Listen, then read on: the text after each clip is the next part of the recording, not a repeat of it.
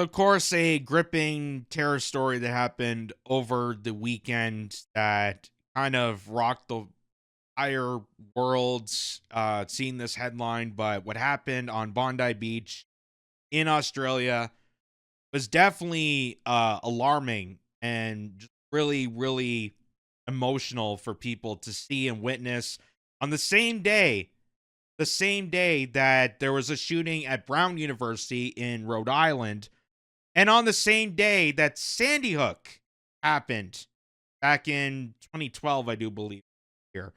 So all this coming together simultaneously uh, is obviously hit a nerve with people, but there is more.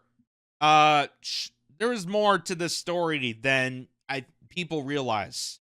And when you get through past the headline to understand, there's something a bit eerie and more sinister than what you're just seeing on, the mainstream outlets and publications. So just to highlight this, to, explain to people what happened in Australia, here's the CBC saying that new details emerge about shooters, victims after Bondi Beach attack at a Hanukkah event in Australia. Australian government already moving to tighten already strict gun laws. So, for those who don't know, Australia has had strict gun laws since 1996. So, 1996, there was a horrific mass shooting that happened in Australia. That was when the government decided, okay, and we're gonna go in, we're gonna, do this gun buyback thing. Kind of similar instance that what we're dealing with here in Canada, except that they don't have their politicians saying, hey, be a greater idea? It's sending those guns off to a bunch of neo-Nazis in Ukraine. Because, what wrong could they do? So that happened in 1996, and now we're seeing more and more of these incidents happen since then. So it's its own separate conversation we can go into different discussion about whether or not these strict gun laws are, manageable and appropriate, and do they actually held up when it comes to stuff like this? That's a different conversation, but just to give backstory on that. So the latest saying Australian federal and state governments agreed to immediately overhaul the country's already tough gun control laws after the shooting on Sydney's Bondi Beach. At least 15 people were killed and 38 are in hospital after two gunmen attacked a Jewish holiday event. The victims include a 10-year-old girl, a rabbi, and a Holocaust survivor. Police say that the only suspects are a 50-year-old man who was shot and killed by police and his 24-year-old son who is in a coma. Prime Minister Anthony Albanese confirmed that Australia's main domestic spy agency had investigated the son for 6 months in 2019. So, the spy agency of Australia, he was a person of interest and suspect for 6 months. They were tracking this guy. And this is the same person who committed the atrocity, and now they can't do anything about it because he's in a coma. Does that kind of feel off to you? Does that feel kind of off to you? Like, forgive me when I see something like this, and at the same time, I'm supposed to believe that these agencies have our best interests at foot, and they're trying to protect us from pre-crime. Like, that's the new turn of phrase, pre-crime. That's why we're doing this surveillance state. That's why everyone's going to a digital ID. That's why we're doing AI surveillance of every single person, their information, to protect you from pre-criminals. Even though the Australian spy agency has had records on this guy for months. 4 months. Just like when you go back and see Parkland, Florida, the school shooting that happened there, the FBI was informed multiple times about the shooter. Multiple times. And it just happened anyway. So, it goes to show you that, how well pre-crime really works, and how it has nothing to do with actually stopping crime. But it is having to do everything with controlling you and deceiving you and now that they have your information, we can just do whatever we want to you. World leaders, including Prime Minister Mark Carney, U.S. President Donald Trump, and French President Emmanuel Macron, have offered condolences, while Israel Prime Minister Benjamin Netanyahu said Australians' decision to recognize a Palestinian state pours fuel on the anti-Semitic fire. This is what's ticking me off, folks. This is what's ticking me off. Just like how Bibi Netanyahu, the moment after Charlie Kirk was announced dead, had to fly in and get onto Fox News to say, we had no involvement in this. We were not. First of all, no one was accusing Israel at that time. No one was accusing Israel. People were, shocked. People were still in shell shock over witnessing the massacre of Charlie Kirk in 4K. No one was jumping to that conclusion unless you were one of those people. But not a lot of people were jumping to that conclusion until you went on to Fox News, went on to national television and said, no, Israel, nothing to do with this. Charlie Kirk was such a great guy. He was such a very pro-Israel fanatic. Don't look into us. And here, you had the exact same thing. Oh, well, if you didn't recognize Palestinian as a state, now you're just making yourself more suspicious. Now it makes me think that there's a connection with this. Because why else would you say that? Why else would you admit to this? Well, every other foreign leader just offered sympathies and condolences. That's all you had to do. Thoughts and prayers. That's all you had to do. It'd be complete crap, but that's the least you can do. But no. He goes, Benjamin Netanyahu, saying pouring the fuel of the anti-Semitic fire. It makes me think that he's involved in this somehow. All tyrannies rule through fraud and force. But once the fraud is exposed, then they must rely exclusively on force. And because my entire platform is literally dedicated to exposing fraud, it is maybe not a surprise that the powers that be are laying the hammer down on me right now pretty hard, seemingly all at once, and I could definitely use some of your support. A witness of the shooter, so I'll start here. A few weeks ago, the pro-Israel Stop Anti-Semitism advocacy group named me even I could do a little bit. Just if I could give hope to someone that was injured, I think it's worth putting myself at risk. Afshar said in an interview on CBC News Network. He first helped a police officer who had said been shot in the torso and leg. He was very brave, he said. Someone soon came to ask him for helping tending to other victims, assisting, even though he told them he wasn't a medical professional. I saw this young man just lying down. I didn't even know if he was alive. I tried to talk to him, he said, noting that the man was around his age and in his 20s. But in the moment, all I could do, I don't know, give some hope, comfort him. Unfortunately, he passed away.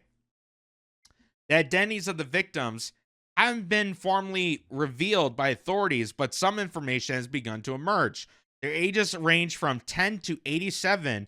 Among them was Rabbi Eli Schalanger? Assistant rabbi at Chabad of Bondi, and a organizer of the family Hanukkah event that was targeted. The Associated Press reported Chabad is a Orthodox Jewish movement that runs outreach worldwide and sponsors events during the major Jewish holidays. Israel's foreign ministry confirmed the death of an Israeli citizen, but gave no further details. Why? Hold on. So, you're confirming that an Israeli citizen died in this massacre. You're upset and angered. You already got your prime minister yelling, making a statement about how this is pouring the fuel of fire on anti-Semitism. You confirmed that he was an Israeli citizen, but you don't want to give any more details. You don't want to say anymore. Why? Why would you do that?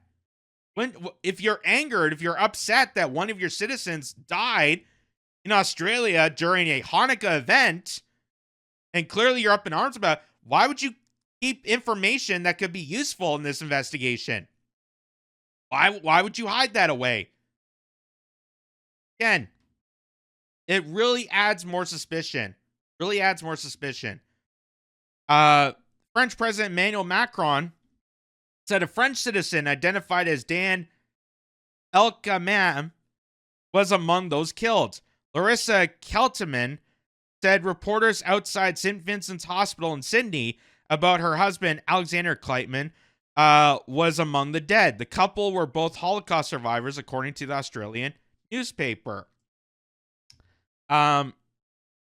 It's evening again in Australia all day Monday. Bondi Beach was mostly bare of its usual throngs of swimmers, surfers, and runners.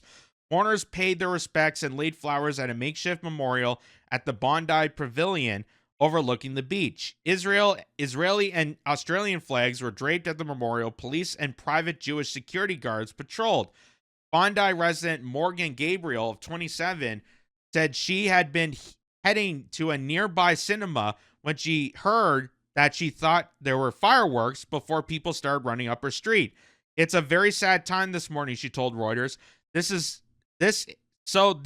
very, very quiet, and there's definitely a solemn sort of vibe. Also at the memorial was Rabbi Mendel Kastler, whose brother-in-law, Eli Schlanger, was killed on Sunday. We need to step up at a time like this, Kastler said, and we will get through this. And we know that the Australian community will help us do that.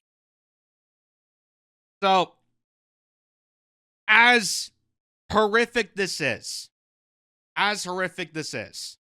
and when I saw this, when I heard about this, on top of, what happened at Brown University, and just at the same time, it's also the memorial of what happened with Sandy Hook. There's a lot of emotions that are happening. And understandably, people are upset. The thing about this, and maybe it's just me, maybe it's just because I have seen so much of this, maybe it's because, I've heard more and more explanations. I dove deeper into, knowing about trauma-based mind control and understanding what psyops are and why they're used and how, deceitful, you're being presented all these images, you're presented all these, B-roll footage, and you're constantly feeling that vibe, that energy to make you go in a certain direction. Just like how, back in the day, all the 24-hour networks, the reason why they became so popular was because they were showing hours and hours of 9/11 footage. They were showing you nonstop footage of the towers collapsing so that people watching it on screen constantly, whether you're at an airport or a restaurant or out and about and you just see it on the screen, you're constantly feeling that emotion. And the more I understand that, the more you go into that, the more I kind of question stuff like this. Because you're talking about a country that's had strict gun laws since 1996, that in 2025, the end of 2025, at the same time, there was a Brown University shooting on the same day that the memorial for the Sandy Hook massacre occurred. This happened at the same time, all coincidentally. You also have Israeli officials like Bibi Netanyahu going up on the stand, and while every other foreign leader is giving, sympathies, saying, thoughts and prayers, and I feel sorry, and giving condolences, he's going on saying that, oh, well, this is anti-Semitism for you. This is what you get. This is what you get for, confirming Palestine as a state. Why would you say that? Why would you say that after a massacre? Why would you make this a political stunt? I thought we weren't supposed to politicize stunts like this. I thought people, that's what I've been told. That's what I've been told constantly. Don't politicize this. You gotta let people grieve. Let people process this. It's heartbreaking. And you get a schmuck like Benjamin Netanyahu. Well, this is what you get for recognizing Palestine. What the hell? Why would you say that? Why the hell would you say that? And why would you say that when you're... It makes you more suspicious. It makes you more suspicious. All you had to do was say thoughts and prayers. That's all you had to do. And we wouldn't have believed it. But now you made yourself a target with this. Now you made yourself open to criticism of why you're doing this. Like, can you imagine? Can you imagine how crazy it'd be? And only the sinister psychopaths would ever say something like that. Then after a massacre, oh, well, this is what you get for allowing Venezuela to be ruled by Nicolas Maduro. Like, imagine if they said that after a school shooting. What does that have to do with this? What does that have to do with this? Oh, because it was at a Jewish event. Obviously, because it's at a Jewish event. Obviously, we have to steer this in the direction of the genocide. And we got to cheer on the death of innocent babies. Of course. It makes me sick. It makes me sick. More so than this actual massacre when they go in that direction. So, here's this guy. This guy, Maverick Approach. He broke some of this down in this video here. It says, breaking, 2 mass shootings happened within 24 hours of each other. 24 hours. One at Bondi Beach in Australia and the other at Brown University. The same day as Sandy Hook. False flag psyop complete. Now, if this was years ago, this was 10 years ago, I would have thought this is crazy. I would have thought this is nuts. Like, what are you talking about? False flag. What are you talking about? Psyops. You're telling me that, 2 individuals are somehow coordinating with some sort of deep state. You're telling me, why would you believe that?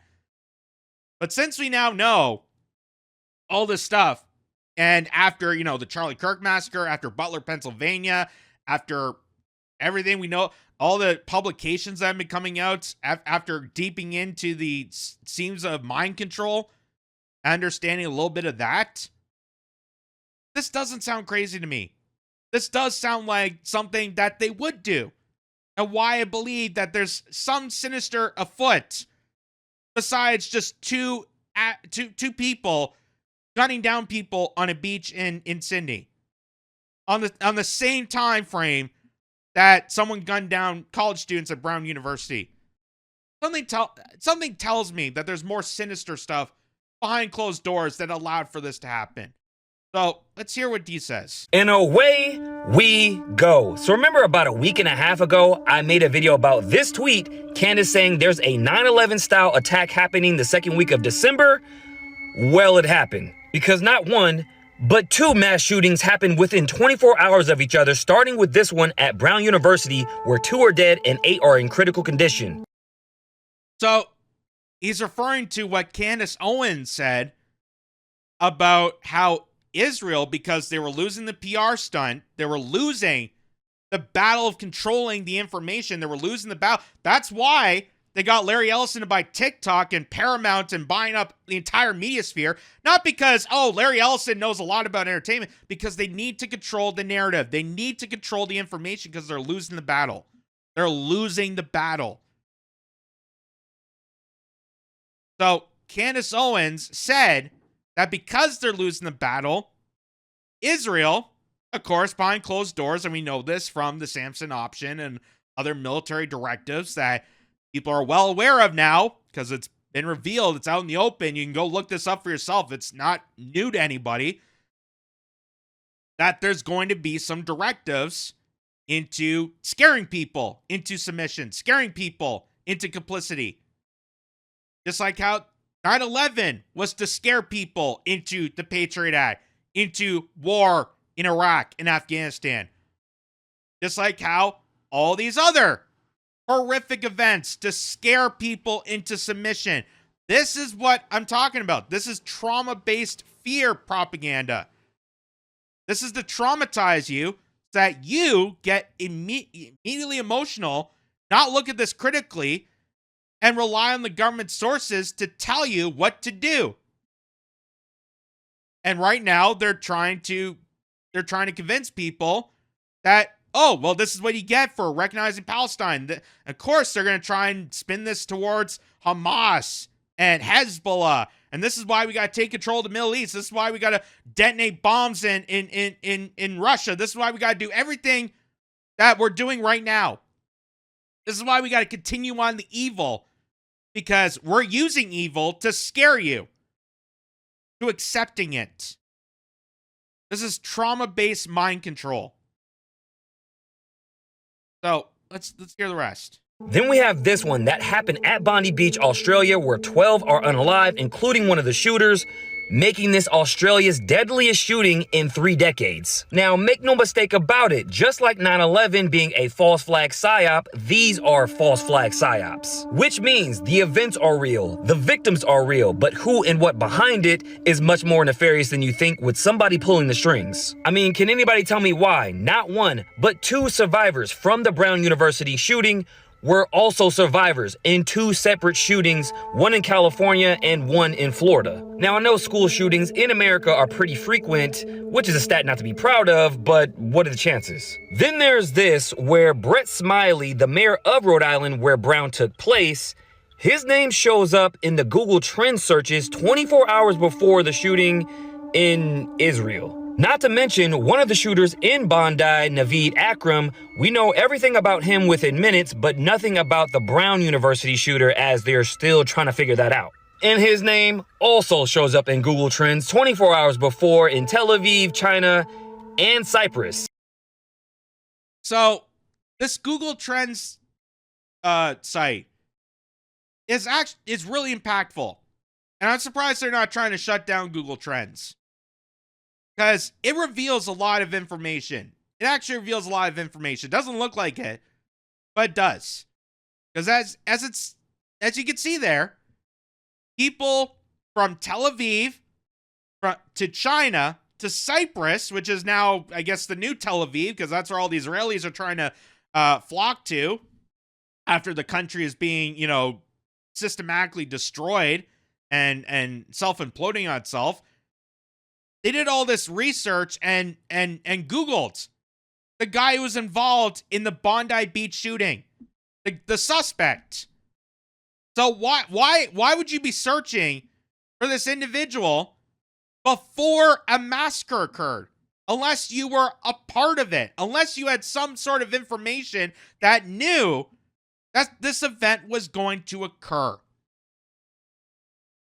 Just like the information that we got after 9/11, and when people were saying, shut up and care about the victims, shut up, don't investigate, don't look into things, don't just grieve with the widows, grieve with the people, shut up, don't ask questions, don't be concerned, don't investigate. Just like what's happening with Charlie Kirk, shut up.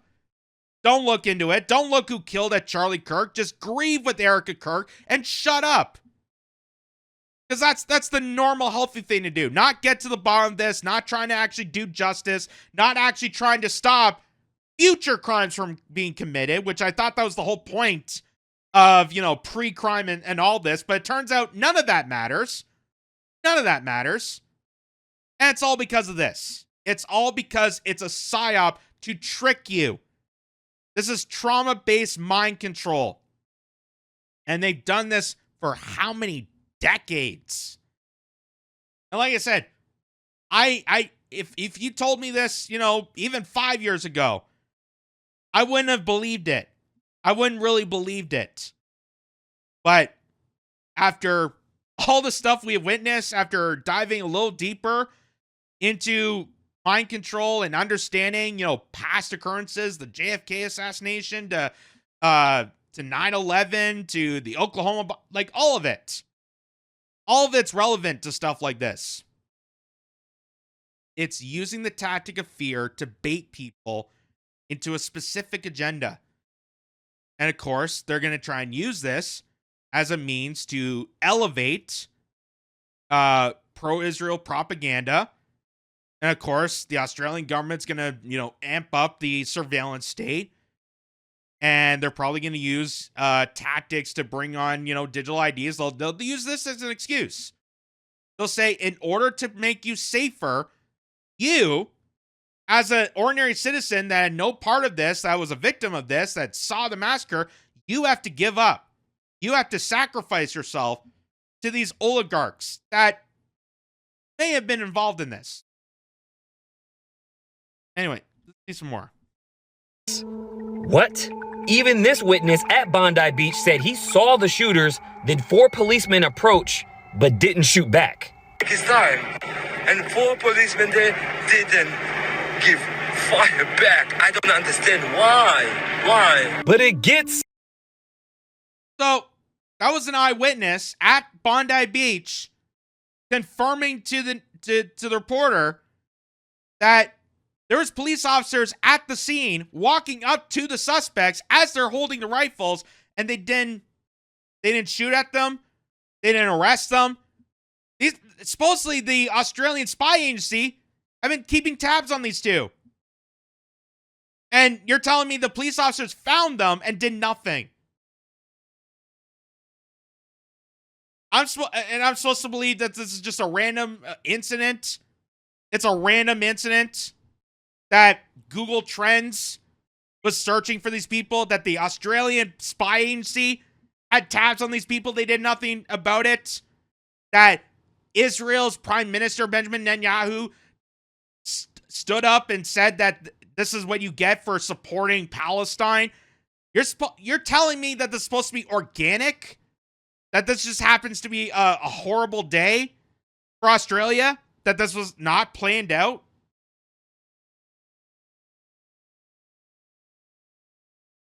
This is what psyops do. This is what psyops do. Here's some more. Even weirder, because there's another survivor who survived a previous attack in the October 7th attacks in Israel, who had time to take a selfie during the Bondi massacre. Got it. Now, his name is Arshin Travinsky. Now, please note, this happened on the first day of Hanukkah. Yeah, the same day. I'm pretty sure if I ever got caught in this, if something ever happened to me, God forbid, I'm bleeding out, I got shot in the head or something, the last thing I'm going to worry about is taking a selfie. The last thing I'll be worried about is taking a selfie and posting on social media. Oh, I'm badly hurt. I'm injured. Why? Why would you do that? If you're actually critically injured, I think the more important thing is getting to the hospital. Like, that just it seems like common sense to me. But no, of course, lie down in the grass, take a nice selfie, maybe pick a nice filter from Snapchat, make it look all good while you're bleeding out. Again, and I'm supposed to believe this is some organic incident that just occurred that no one was aware of. December 14th, that Sandy Hook took place. You can't make this shit up. And last but not least, shout out to this guy, Armin L. Armin, a 43-year-old fruit shop owner who stopped one of the gunmen at Bondi Beach. He's breaking the narrative, being that he's a Muslim, stopping other Muslims from this attack. So, true on that, mainstream media. Now, there's a whole lot more, and I'm going to break all this down on my YouTube, The Maverick Approach, so make sure you guys hit that up. But let me know what you guys think about all this down below.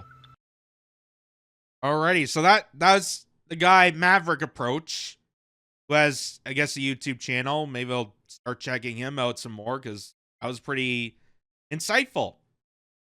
And yeah, it's amazing. The more you look behind the scenes, the more you look at just past the headline, because I know people are, in shock and disbelief, and because that's what they see on mainstream media. They just see the headline. They just see, the bloody footage. But they don't tell you all the stuff leading up to it. They don't tell you who these people are, how they're involved in certain ways. They don't tell you, the obvious points to be made. Why is the Israeli president saying statements about this is what you get for supporting Palestine, when every other person, every other administration is giving, just thoughts and prayers, condolences? Like, you don't find that suspicious? You don't find that, very, very, very disturbing that you need to look into this more? It's just, it's sinister. It's sinister. And I've heard experts in this field stating, and this is why Candace Owens made that original point that be prepared that you're going to see a lot more of these false flags because they have to psych people into the narrative because they're losing the battle. They're losing the battle of control. People are waking up to realize that the world they're living in is completely co-opted. The world that they're living in is fake and phony. Okay? It really is like the Matrix. It really is like the Matrix. People are awake to that. And of course, they need to scare people back in. Because the more people that are awake and alert and actually understand this, that is dangerous to the power elite structure that is controlled over the peasants since the formation of the power structure. Just like how they will not release the Epstein files totally. They will never release it. They'll never actually prosecute anybody. They'll never stop the trafficking networks because it's all about power. All about power. So that is very interesting. Yes, go to his YouTube channel to see more of this. But as I stated, the thing that threw me off about this story was Netanyahu's response to this. Why would any foreign president make that statement after an incident like that? That the same person who went on to Fox News and told and lied directly to the nation of the United States that no, Israel had no part of it. We weren't blaming Israel at the start, but now we are because you went on to Fox News and made an absurd statement. So unless you're trying to cover something up, why would you make that statement? It makes no sense. It makes no sense unless you're trying to cover up something. Which probably Benjamin Netanyahu is probably covering up something. He's already admitted that one of the people that died in that massacre was an Israeli citizen, but they're not releasing any more information. Why? Wouldn't that be helpful for the case? Wouldn't it be helpful for people to understand that an Israeli died in that massacre? Wouldn't that help your case? Oh, no. Of course not, because if we reveal that information, then people will start, looking at other information, and yeah. So, there's also this, too, that really took me. Netanyahu lies about Bondi Beach hero being Jewish. So, that was the guy that took down one of the gunmen that you saw in the other video there that Maverick Approach talked about. So, the mainstream media is claiming that he's a Jewish guy. They're claiming that he was a Jewish guy at attendance of the festival, and he took down the gunmen, and they believe that the gunmen are Muslim. What they don't tell you is the guy that took down the shooters is actually a Muslim. They're not telling you that. Why? Because they have to build up that narrative that they've been trying to build up for how many years now, that all your enemies are Arab. All your enemies are this color. They have to bring this race war. Again, keep you distracted from the real sinister evil, which is the people that control the narrative. They have to distract you with shit like this. And this is what ticks me off about something like this, that a massacre happened. And of course, you got someone like Bibi Netanyahu, who's already involved with so much crime, so much conspiracy, so much corruption. Of course, he's going to make a statement, not about feeling sorry for Australia, feeling sorry for the victims, but of course, no, he's going to lie. He's going to lie for his own political cause. Which, imagine any other country doing that. Imagine Mark Carney did that. I'd be vastly angry. Someone did that.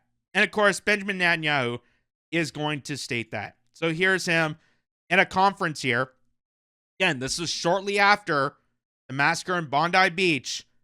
And he goes on stage and makes a politicized statement to try to first lie to people that the guy who took down the other gunman was Jewish. He wasn't. He was a Muslim. And also make a geopolitical statement that this is what Australia gets for supporting Palestine. Just how sinister this man is. Listen. So I'm going to turn it down because the subtitles here. It says, we have seen evil at its worst.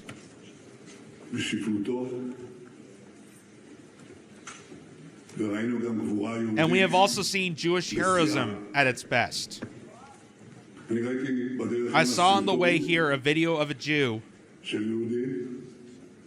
who pounces on one of the murderers. Again, he wasn't. And also, why does that even matter? Why does it even matter what religion or what race the hero is, unless you're trying to politicize this massacre? And the people that politicize this massacre are obviously somehow involved in the massacre. Why does it matter? Unless you're trying to claim a victory out of this for your own political agenda. And of course, Netanyahu would do that. Oh, one of the heroes is a Jewish guy. So that obviously, the state of Israel is very heroic for what they're doing. You know, killing and slaughtering a bunch of babies and youngsters that had nothing involved with October 7th. But we got to take them down because, you know, they're just going to grow up. Wow. It really is sickening.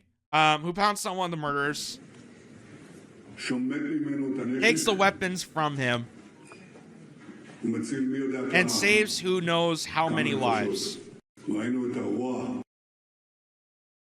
there he is, just absolute lying. Trying to claim victory over this. Why? Why would you do that? It's a massacre that people died. People died innocently in this horrific scene of violence. And you're going to take the opportunity not to say prayers and condolences, not to say I feel bad and sorry and sympathy and we stand with the people of Sydney. No. I'm going to take the opportunity to make a politicized statement, and also pretty much almost like a bigoted statement about how I'm going to claim that the hero is Jewish because it works in favor of me. It works in favor of everything that I'm doing. That's just insane. That's just insane. That's something that I couldn't even imagine a comic book villain doing what Benjamin Netanyahu did. Here's another one. This is from Adam saying, breaking, Mossad taking over Bondi Beach investigation. Mossad have muscled their way into the investigation of the Bondi Beach massacre. There's only one reason for this. It's a cover-up. So here, again, Israeli official going on to the media shortly after this massacre occurred and is already making politicized statements about this. I thought we were supposed to politicize things. I thought we were supposed to, take a moment, breathe, let people grieve. That's what I've been told. That's what everybody gets told. So why would Israel jump on the wagon to make politicized stunts unless they were trying to cover something up? Which honestly, it sounds like in that direction. So let me read this. Israeli intelligence agencies, including the Mossad, are involved in the investigation attack in Sydney to determine if anyone is behind the attackers who carried out the attack. What if it's I think I screwed that up. Who carried out the attack? Or if it is what is called lone attackers who set out one morning to carry out an attack without any organization backing them. In the first stage, what we understand is that we all understand all options are on the table. That is to say, it is about a local organization. Either Iran is behind these attackers or the informant mentioned earlier today, the possibility that Hezbollah is behind the terrorists. Of course, that's why they're going to say, oh, we're looking into this because now, we could say Iran's part of this, and Hezbollah, and Hamas, and Venezuela, China, Russia. Who else are our enemies? Who else can we point the finger at?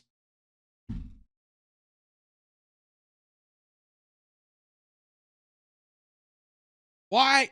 First of all, why is any other foreign country other than Australia doing this investigation? Australia has the only right to investigate what happened that day. Australia. No other country should be involved in this.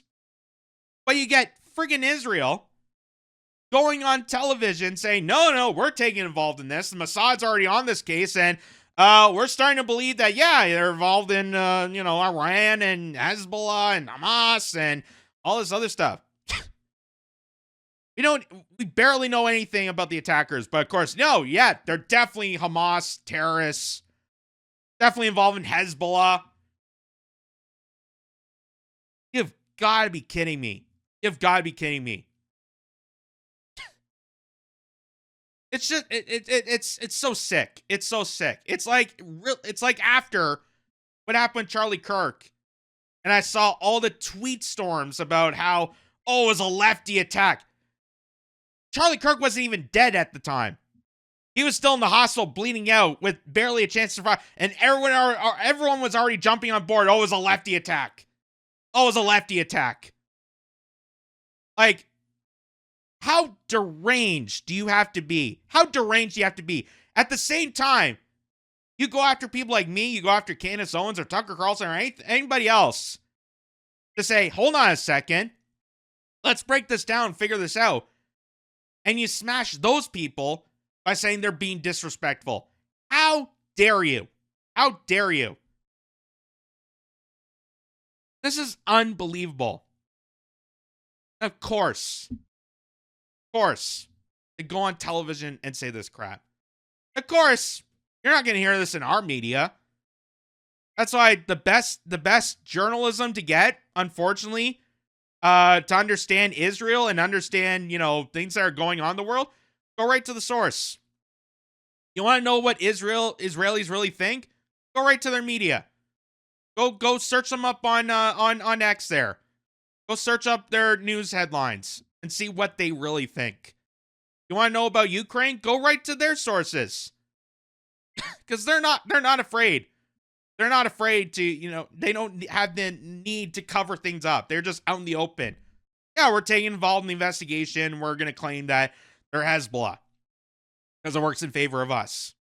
Nothing to do with Australia. Nothing to do with them. They're just our little bitch. They had to do this. So here's another point. The Patriarch Blonde says, okay, FBI, please explain why alleged Bondi Beach shooter Naveed Akram was Googled in Tel Aviv on December 13th, a day before the shooting. I'll wait. So, just as I explained before, these Google Trends, I'm surprised they still allow this, reveals a lot of information. So someone from Tel Aviv was Googling this guy in Sydney a day before this incident. And you're telling me that this is organic? You're telling me that I'm supposed to I'm just supposed to believe that it's two Lone Stars who are just evil themselves? It has nothing to do with an evil ploy that's all part of this evil system. That's part of a great psyop to scare us into submission that they've been doing for decades. Decades. You don't believe me? Go look at books that talk about trauma-based mind control. Because it's all in detail and stuff like this. It points it out very clearly. And then it leads to stuff like this. So back at home here in Canada, this guy, any left-wing politician in Canada wearing a Hamas scarf or a watermelon pin after the Bondi Beach terrorist attack must be charged with indictment of violence. See what I mean? Trauma-based mind control. So, you just witnessed a massacre. You were told to believe this. Don't ask any more questions. Grieve with the people. Shut up and grieve. And then you say stuff like this. Just like how after 9/11, anyone that questioned about going into Iraq was deemed a terrorist sympathizer. If you made jokes about the president, you're anti-American. That's why they went after the Dixie Chicks. for a very, very small joke at the expense of George W. Bush. That's how they manipulate you. That's how they control you. And of course, you're going to see a lot more of these incidents as time goes on because they're losing the battle. So they got to scare people. They have to scare as much people as possible to submission to get this kind of crap. To say recognizing people, they're being massacred, babies, young children, they're being slaughtered for no other reason than geopolitics and a bloodthirsty cult prophecy of the Greater Israeli Project. Anyone that recognize, oh, now you're indicting violence in Canada. You're indicting violence because you're wearing a scarf. And by the way, the same people that will claim that, waving the Canadian flag is somehow racist and you're being a terrorist. Same sort of people. Adam again says, wow, this magnificent woman completely shut down a Zionist journalist who tried to exploit the attack on Bondi Beach to push an agenda. If you see this, you're a legend. So, Sky News, which is owned by Rupert Murdoch, by the way, that's runs Fox and know the direction you're going, interviewed one of the witnesses. And just like recent events where we've seen news journalists going out and reporters going out and talking to witnesses, the witness and their story doesn't line up with the story that the news is trying to spin on you, which goes to show you that the news is controlled and trying to operate a certain narrative that doesn't reflect on the actual scene, doesn't reflect to the actual crime being afoot. And here's an example of this. This reporter here for Sky News is going to get shut down by someone who was actually at Bondi Beach at the moment of the incident. Listen to this. Australia, and it hasn't been. I don't know if you heard that. The horror of anti-Semitism has been unleashed in Australia, and it has. The horror of anti-Semitism has unleashed in Australia. So right off the bat, you know that they're trying to spin this in that direction. You know right off the bat, they're trying to spin this in the direction. Just like Black Lives Matter, they try to do the same thing. They're trying to put people, different races against each other. Or during COVID, the Stop Asian Hate. Remember those campaigns? Stop Asian Hate. The same exact narrative, folks. The exact same damn playbook. I don't fall for this crap. Oh, now there's a rise of anti-Semitism. As if, the last how many decades post-World War II that we brought in a bunch of Nazi criminals to incorporate into our business decisions have nothing to do with anti-Semitism whatsoever.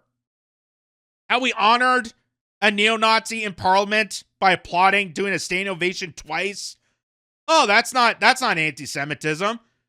How we're aligning ourselves with Azov battalion soldiers in Ukraine. That's not anti-Semitism.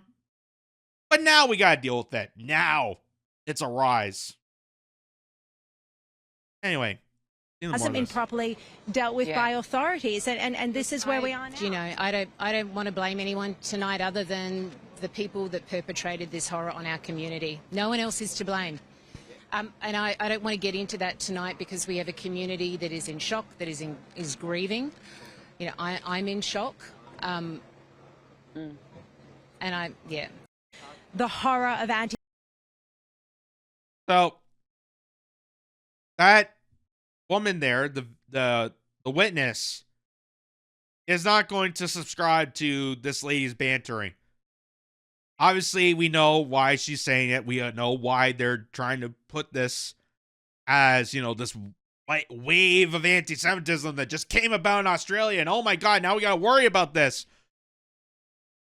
And as the woman said, okay, a massacre happened. Let's just take a moment, calm down. Let's not rush to judgment and figure this out. And statements like that honestly remind me, there's a great clip of back in 2013, 2014. Was it 2013 or 2014? I think it was 2013. When there was the attack on Parliament Hill. There was a deranged individual that stormed into Parliament. They shot 2 soldiers that were in front of the War Memorial in Ottawa. Then they stormed into Parliament, opened fire. They caught the guy. They took him down. One of the parliamentarians, I forget his name, blanking on it, it's been years now, stopped the perpetrator. And when news broke out, you could see how sensationalized the media was when it came to the American coverage and when it came to our coverage. This was before, the CBC turned to what it is now, just complete garbage. But back in the day, well, CNN, Fox News, NBC, ABC, they were going straight to, oh my God, this guy is a terrorist and probably from so-and-so country, some Middle Eastern name. Oh my God, scare people. Peter Mansbridge, who was the anchor of CBC News at the time, said, let's stop the rush judgment. Let's confirm that the people inside Parliament are safe. Let's worry about the victims. And before we rush any judgment, let's actually do some evidence-based reporting. Let's actually investigate so we don't come to this mass hysteria. And I thought that was one of the greatest moments in television to ever witness. Of course, Peter Mansbridge no longer with CBC News, and that's when, blank hit the fan. Now they're doing the same garbage just like any other outlet, just because sensational media is what these brain-drooling idiots want. They want to hear this kind of, hyperbole. They want to hear, they don't want to hear, oh, we're going to take the time to do some evidence. No, they just want to point the finger, scream loudly, and cause divide and chaos. Who also wants that? The establishment that have these media outlets for that purpose. So kudos on that woman for not falling into that trap. And here to finally lead off on this, it says, this is from Dimitri Legrand. It says, false flag operations are highly recurrent because they rely on the same mechanics every time. Emotional shock, rapid media amplification, familiar faces, and immediate push for public reaction. People get caught because they respond emotionally instead of observing the sequence. If you don't learn to recognize the patterns, you will fall into the trap again and again. The object isn't truth, it's consent. Learn to spot the pattern before reacting. Watch my series. So, this is what I mean. It seems like patterns are happening, and people are starting to pick up on those patterns. And it's not that hard to figure out. It doesn't take a rocket scientist to understand how the media, how these narratives seem like repeats. They seem like greatest hits. They seem like history may not be repeating itself, but it's definitely rhyming, which is what Mark Twain used to say. History doesn't always repeat, but it often rhymes. And here's another example of this being explained by this guy. On est censé croire que cet homme est une victime tout. So, let me turn that down again because he's being foreign there. We're supposed to believe this man is a victim. Shot in the head. I got hit in the head. I'm bleeding. I've lost blood. Mais assez en forme pour faire well un beau enough, selfie. take a nice selfie. Et visiblement, il And adore clearly he être loves being in the médiatisé. spotlight. Toujours au bon endroit, Always in the au right bon place moment. at the right time. Arsen Ostrovsky, a survivor of the October 7 massacre in Israel. I survived October 7th. J'ai fait des recherches et il est. So again, as I stated before, if you're shot and bleeding from the head, why are you doing selfies in news interviews? Why are you not at the hospital making sure you're still alive, making sure you're okay? That throws me off. That is suspicious to the bone. Why would you do a news interview when clearly you need medical attention? Clearly you need medical attention. If something happened to me, I'm not going to go, hey, I'll do an interview. I'll take some time out of my day. I'm only just bleeding out of the head and maybe causing myself to die, but I'll take some time to answer some questions. Pas là par accident, c'est son métier. It's important to use visuals in order to try and get a point across. I'll give an example here. Arsène est un ingénieur de narratif. So he's saying he's a narrative engineer. That's what that is. He's engineering the narrative that he is a victim and that this massacre is because Australia decided to recognize Palestine as a state. This is what you get. This is anti-Semitism. The wave of anti-Semitism that's taking over the world. And if you're not an anti-Semite, then you might be an anti-Semite. You're an anti-Semite. This is an anti-Semite. Everything's anti-Semitic. That's the narrative they're trying to pull out of this. They're trying to manufacture consent. In the words of Noam Chomsky. Action must have a goal. It must have a compelling story to tell. Il le dit lui-même, ses actions ont un but précis. Fight anti-Semitism, to fight this bloodthirsty, ravaging hatred. That's why I'm here. Le message doit être émotionnel et surtout pas ennuyeux. You don't want to be dull and boring. No one's going to read that. Effectivement, avec sa mise en scène, on s'ennuie pas. La veille, on prépare le terrain avec Erika, le 13 décembre. Charlie and I have always been very clear on our stance. Israel, Jewish people. Une opération. So, like I said, doesn't take much. Just gotta look at the patterns. You gotta go behind the headlines. You gotta think of this logically, clearly. I know it's emotional. I know it's heartbreaking. Like, just seeing the images, like, on a human point, it's bad. But this is where you finally get to understand how you're being played. This is where manipulation comes in. This is where you really understand the world that we live in, why this ensues, why all this is happening. And ultimately, is this going to stop more massacres from happening? Is this going to stop more massacres from happening? Or is it going to actually perpetuate more? So that they can use more of these details to say, well, this is why you got to give up your liberty. This is why we can't have freedom of speech. This is why, you can't be an actual individual citizen with your own thoughts and ideas. This is why we need to control you. For your safety. For your safety. Because look at all this. Look at all this mess. Can't let people be people. And of course, we know why Israel's involved with it, because they're going to take it as a geopolitical measure. And honestly, it just makes me sick. Absolutely sick to see this. It should disgust you as well.